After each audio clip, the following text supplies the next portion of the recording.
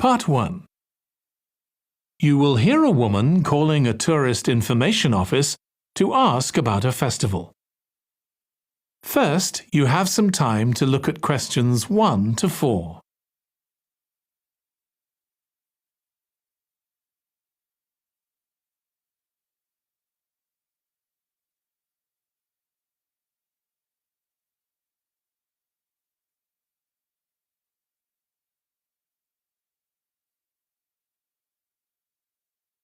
Now listen carefully and answer questions 1 to 4.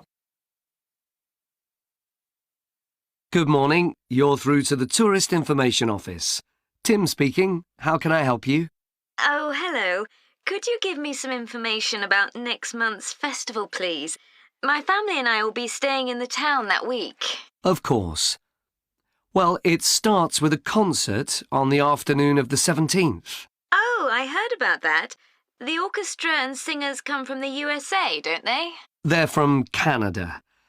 They're very popular over there. They're going to perform a number of well-known pieces that will appeal to children as well as adults. That sounds good. My whole family are interested in music. The next day, the 18th, there's a performance by a ballet company called Eustatis. Sorry? The name is spelt Eustatis. They appeared in last year's festival and went down very well. Again, their programme is designed for all ages. Good. I expect we'll go to that. I hope there's going to be a play during the festival. A comedy, ideally. You're in luck. On the 19th and 20th, a local amateur group are performing one written by a member of the group. It's called Jemima. That'll be on in the town hall. They've already performed it 2 or 3 times. I haven't seen it myself, but the review in the local paper was very good. And is it suitable for children? Yes. In fact, it's aimed more at children than at adults. So both performances are in the afternoon. And what about dance? Will there be any performances? Yes, also on the 20th, but in the evening. A professional company is putting on a show of modern pieces with electronic music by young composers. Uh-huh. The show is about how people communicate, or fail to communicate with each other, so it's got the rather strange name, Chat. I suppose that's because that's something we do both face-to-face and online. That's right. Before you hear the rest of the conversation, you have some time to look at questions 5 to 10.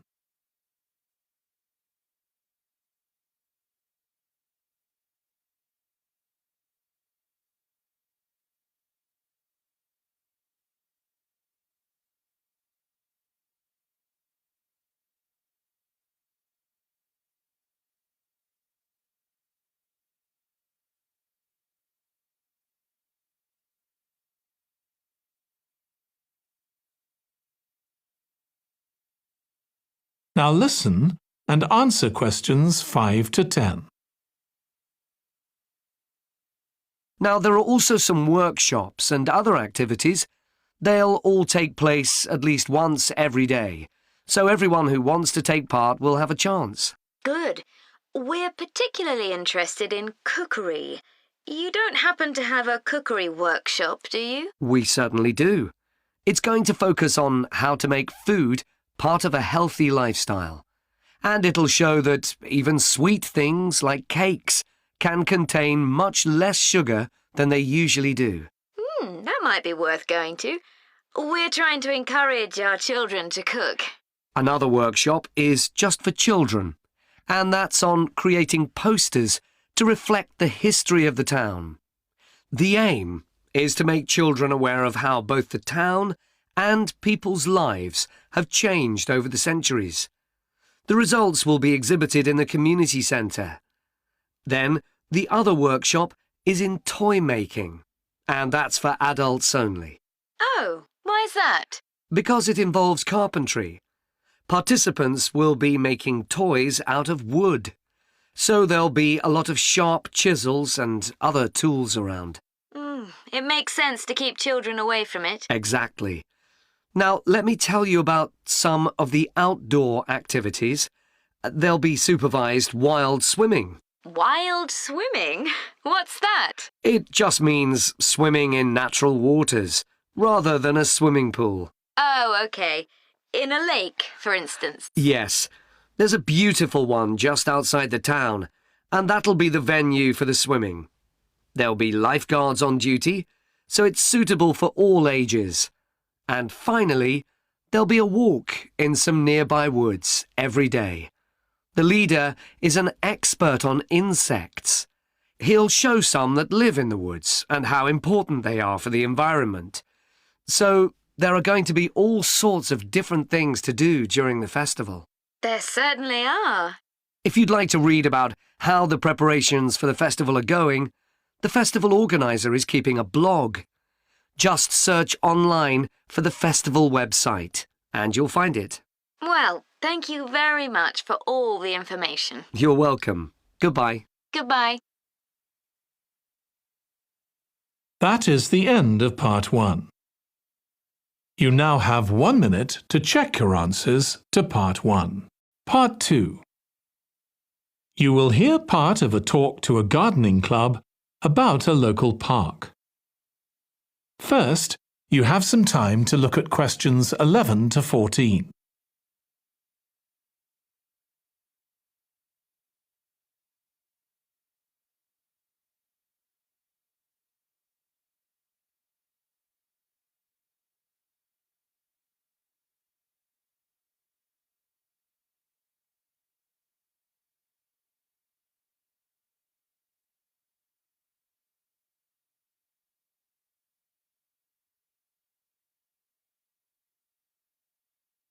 Now listen carefully and answer questions 11 to 14.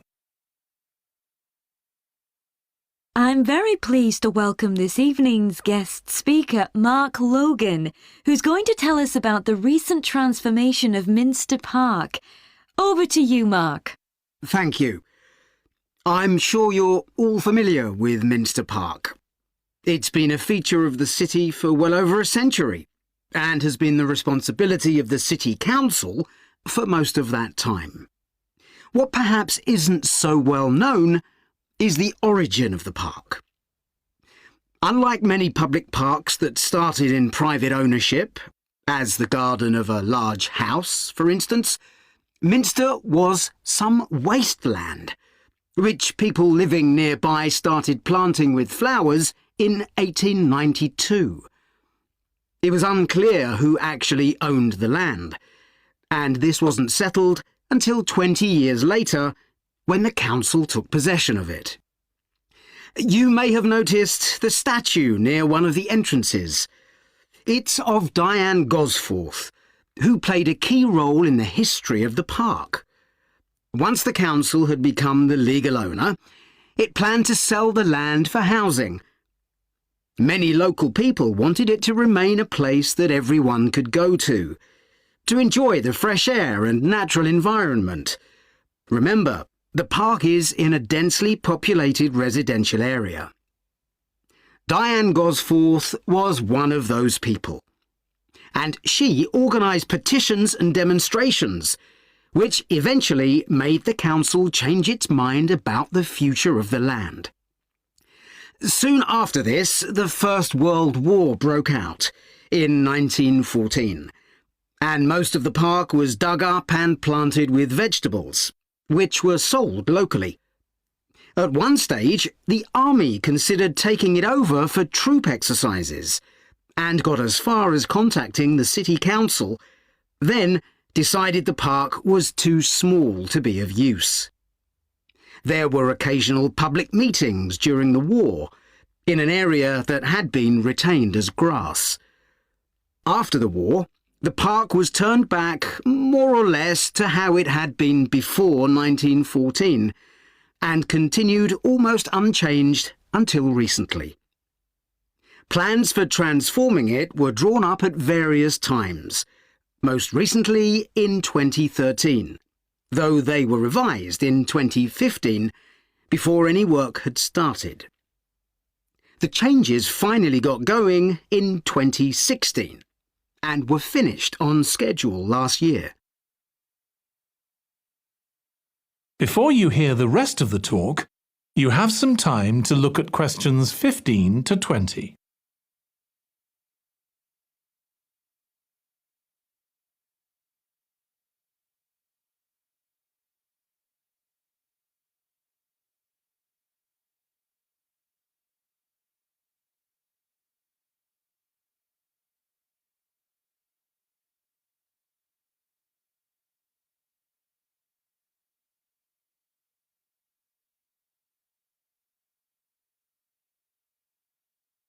Now listen and answer questions 15 to 20.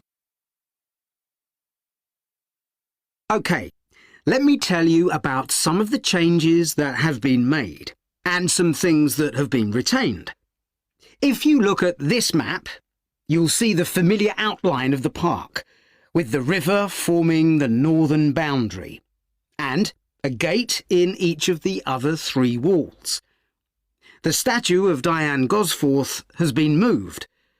It used to be close to the south gate, but it's now immediately to the north of the lily pond, almost in the centre of the park, which makes it much more visible.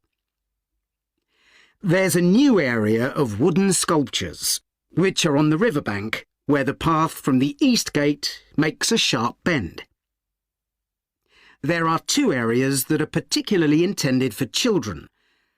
The playground has been enlarged and improved, and that's between the river and the path that leads from the pond to the river. Then there's a new maze, a circular series of paths separated by low hedges. That's near the west gate.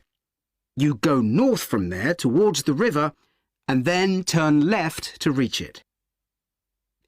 There have been tennis courts in the park for many years, and they've been doubled, from 4 to 8. They're still in the southwest corner of the park, where there's a right-angle bend in the path. Something else I'd like to mention is the new fitness area. This is right next to the lily pond on the same side as the west gate. Now, as you're all gardeners, I'm sure you'll like to hear about the plants that have been chosen for the park. That is the end of part 2. You now have 30 seconds to check your answers to part 2. Part 3. You will hear 2 students of English called Kathy and Graham planning a display on 19th century British life and literature for a university event. First, you have some time to look at questions 21 to 24.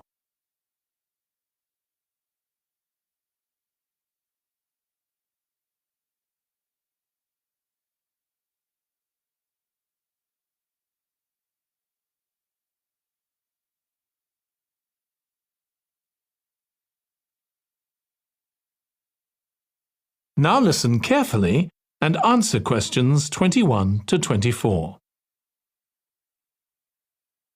OK, Graham, so let's check we both know what we're supposed to be doing. OK.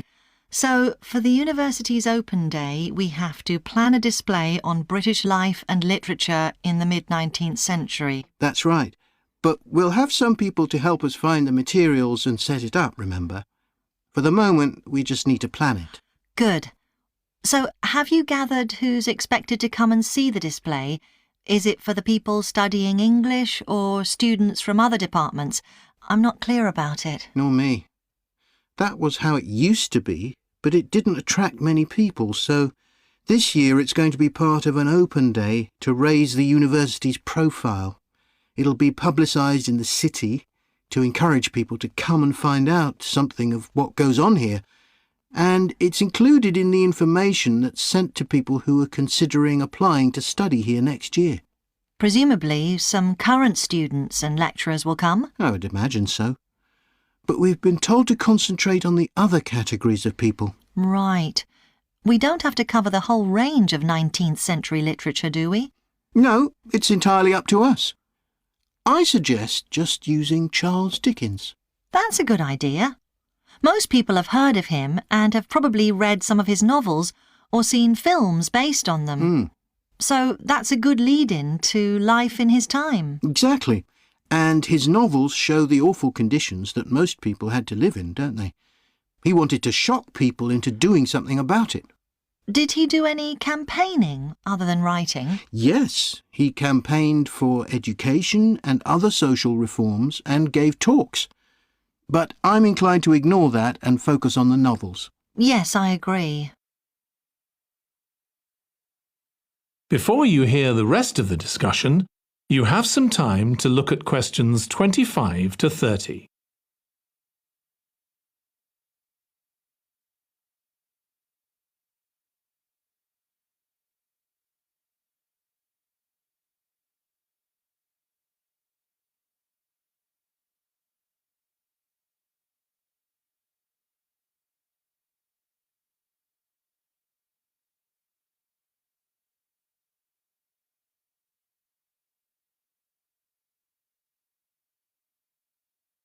Now listen and answer questions 25 to 30.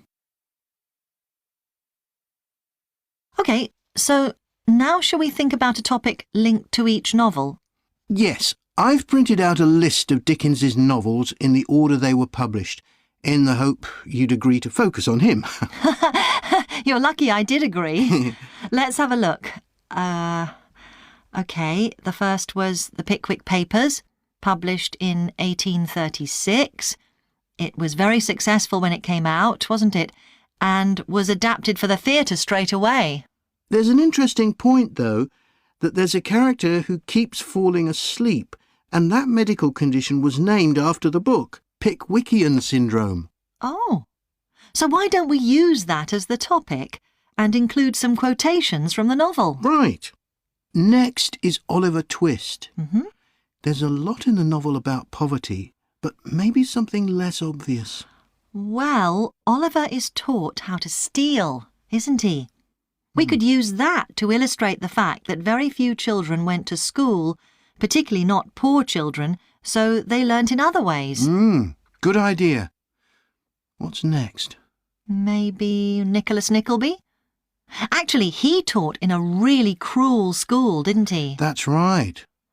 But there's also the company of touring actors that Nicholas joins. We could do something on theatres and other amusements of the time. We don't want only the bad things, do we? OK. What about Martin Chuzzlewit?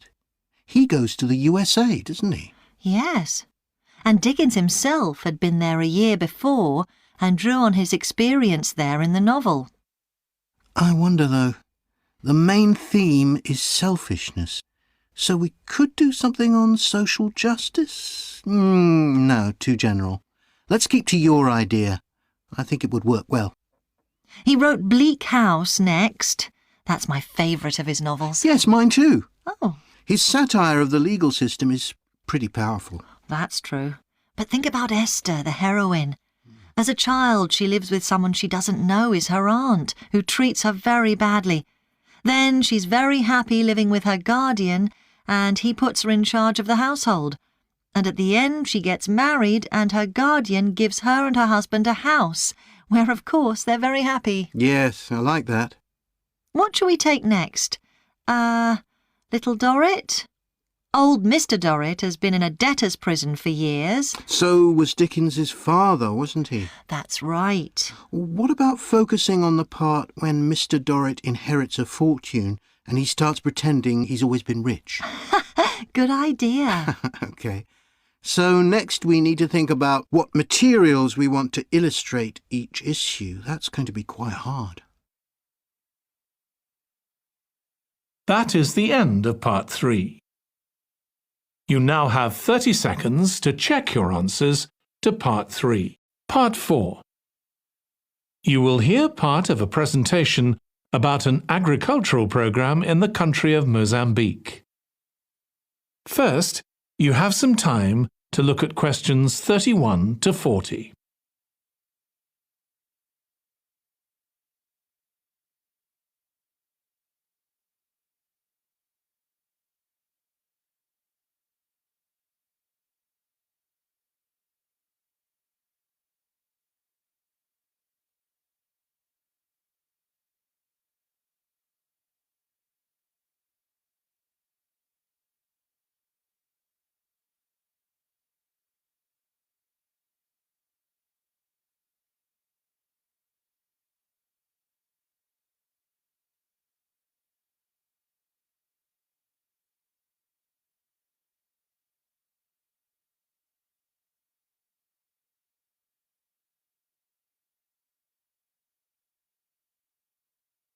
Now listen carefully and answer questions 31 to 40.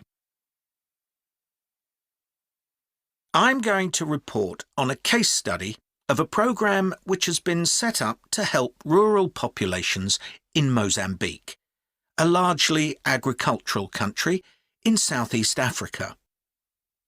The program worked with 3 communities in Chikwalakwala district, near the Limpopo River. This is a dry and arid region with unpredictable rainfall. Because of this, people in the area were unable to support themselves through agriculture, and instead they used the forest as a means of providing themselves with an income, mainly by selling charcoal. However, this was not a sustainable way of living in the long term, as they were rapidly using up this resource. To support agriculture in this dry region, the program focused primarily on making use of existing water resources from the Limpopo River by setting up systems of irrigation, which would provide a dependable water supply for crops and animals. The program worked closely with the district government in order to find the best way of implementing this. The region already had one farmers' association, and it was decided to set up 2 more of these. These associations planned and carried out activities including water management, livestock breeding and agriculture, and it was notable that in general women formed the majority of the workforce. It was decided that in order to keep the crops safe from animals, both wild and domestic, special areas should be fenced off where the crops could be grown. The community was responsible for creating these fences, but the program provided the necessary wire for making them. Once the area had been fenced off, it could be cultivated. The land was dug so that vegetables and cereals appropriate to the climate could be grown, and the program provided the necessary seeds for this.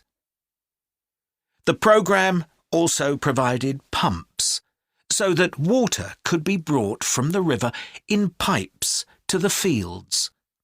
However, the labour was all provided by local people, and they also provided and put up the posts that supported the fences around the fields.